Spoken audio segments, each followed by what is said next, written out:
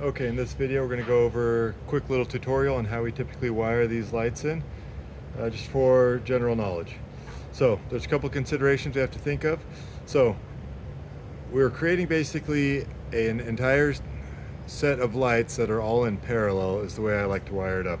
That way all of the lights are seeing the total line voltage and you're not having that voltage pass from one light to another as they would if you had them in series. Okay, so what we've got here is we've got a transition to another beam. We've got a light that'd be in the middle of a run and a light that's at the end of the run. Okay, so this light at the end of the run, I just have on this 2-to-2 connector. This is basically just a straight through connector. So we're not worried about the voltage passing on to the next one. So all we do, we get that connected, we put it in here, just like that. Now this hole is a 32 millimeter hole is what we use for these lights. Okay. If we're doing a light that's in the middle, I use these 2-to-1 connectors. And if you see, I've got red to red going to the red on the light and black to black going to the black on the light. And this is where we get our parallel setup from, so that we're always seeing the line voltage. Basically the line voltage is always going across the top here and dropping down. Okay. So once we have that connected, we simply stuff the wires back up. And this is low voltage. You can use either a 12 or 24 volt power supply for these lights specifically. But because this is low voltage, most areas don't require this beam to be rated as a true conduit, as a UL listed conduit. Okay, so we pop that in. Now, the one thing to make sure, that I like to make sure to make my life a little bit easier.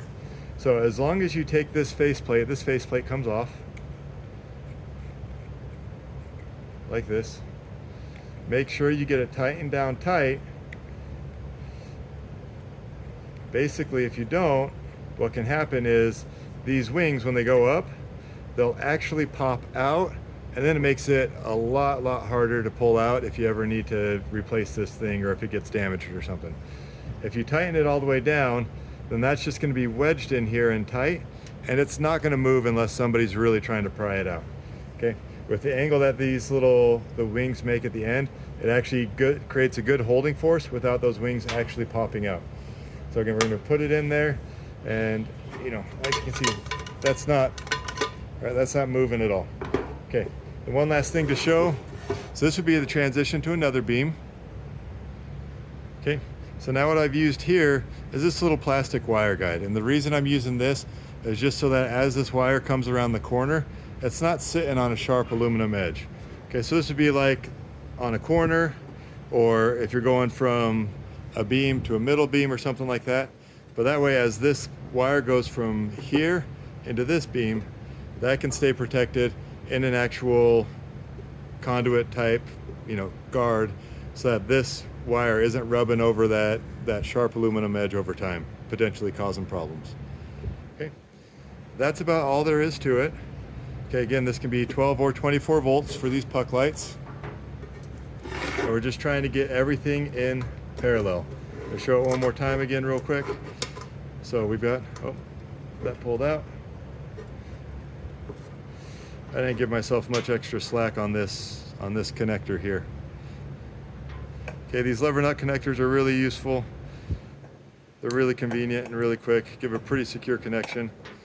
Okay, so again, this is for parallel. We're doing red to red, black to black, and that's coming down to the same color here.